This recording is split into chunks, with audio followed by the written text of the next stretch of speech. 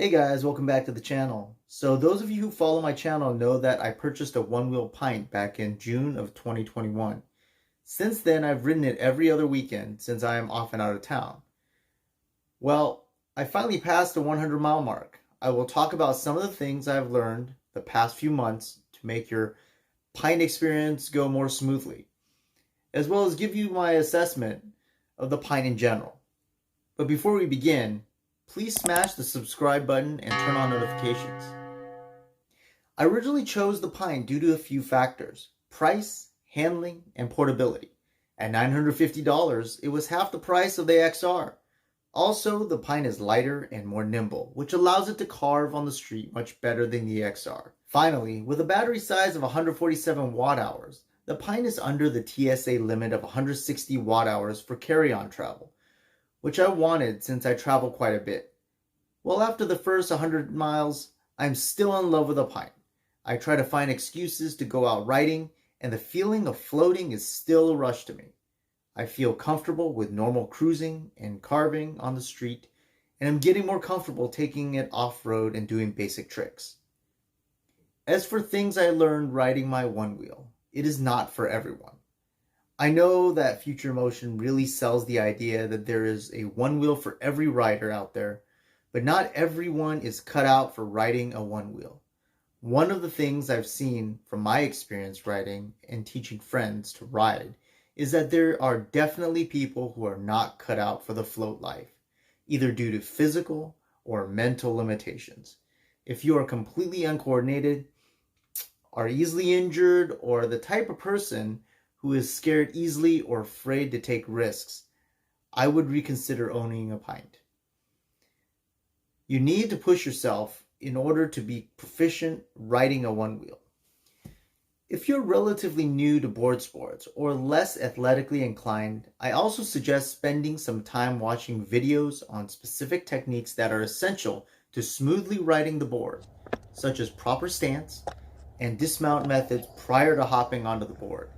It will be important to take some time to focus on learning these specific techniques instead of just jumping on the board and hoping for the best.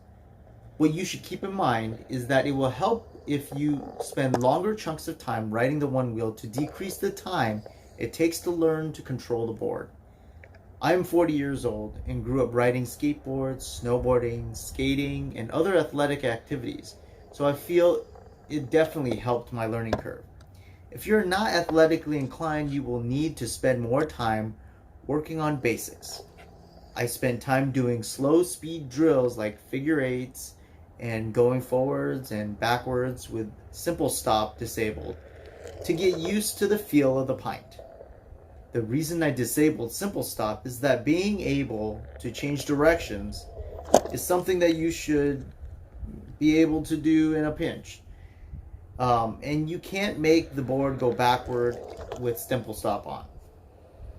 Also, practicing getting on and off the board in a safe environment helps to make riding out in the public safer and less stressful. The point of these drills is to master your control over the board to avoid crashes. It took me some time to get comfortable getting off the board when I came to stoplights without looking like a complete idiot. Also, skills you pick up in terms of balance control will stick with you better the more you ride. If you spend short periods of time riding with long periods of time in between, you will have to spend time refamiliarizing yourself with the board when you hop back on.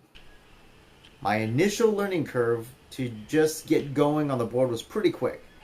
I was able to tool around in about 30 minutes of practice.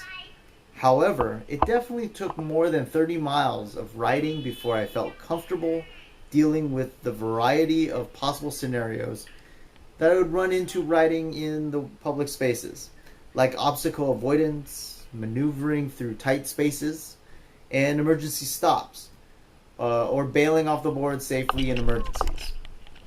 After 100 miles and pushing myself every time I ride, I have managed to get enough control to play around in the local skate park. This was possible since I now know the limitations of my board, such as ground clearance, tire grip, and capability of the board to make it up and over obstacles. I also had an idea of my personal limitations in terms of balance and had a better understanding of how to avoid injuries at my age. Now, to the reason why we are all here today. Here is my ultimate assessment of the Pint after 100 miles. There are two things that do bother me. First of all is the range of the Pint. I've gotten at most 10 miles out of my Pint, with the average being around 6 or 7 miles. I am constantly worried about running out of juice while I am out riding. I usually carry a flash fish power bank and my ultra charger to charge the Pint when I am out and about. Of course, that is not as convenient as just having more range to begin with. Secondly, after getting proficient riding the Pint, I found myself wishing the top speed was a little bit higher. I get up to about 15 miles per hour before pushback begins, and I found myself wanting more speed. This may not be as much of a concern for some of you out there who are of a more cautious nature, but if you're the type of person who pushes personal limits, the Pint will feel slow once you are comfortable on it. If you already own the Pint, unless you have the extra money lying around to upgrade to the XR or GT, I'd recommend that you use the Flash Fish Power Bank to extend your range and save the money. Your Pint is going to last a long time unless you're abusing the hell out of it. There are also a couple of extended battery upgrades out there, one from Kai Battery Systems and one from JW Batteries.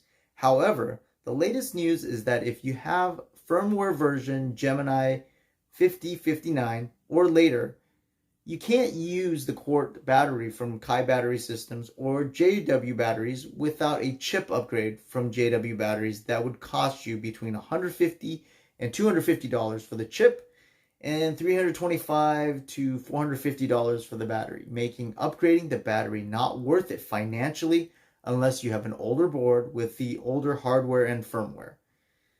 I am actually in the process of adding a JWFFM chip and a quart battery since both the chip and battery were on sale, and I wanted to test it out for you guys. So stay tuned for a review on that in the near future.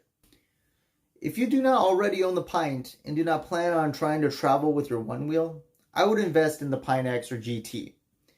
Currently, Future Motion is running a special on the XR for $14.99, making it only $100 more than the Pint X. So if you can pick up the XR for $14.99, I would opt for the XR. But if it is the normal price of $17.99, then it will depend on your budget for either the Pint X or GT.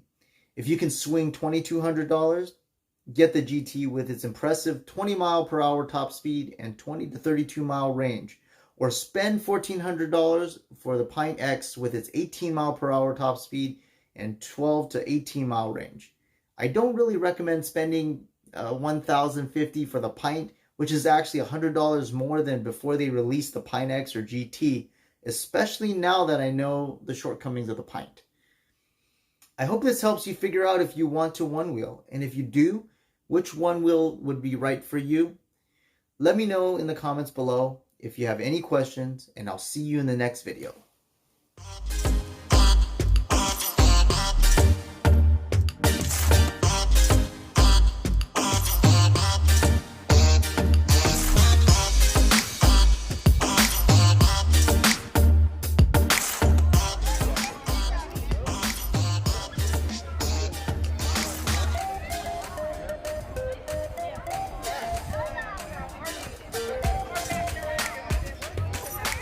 Are you done cleaning?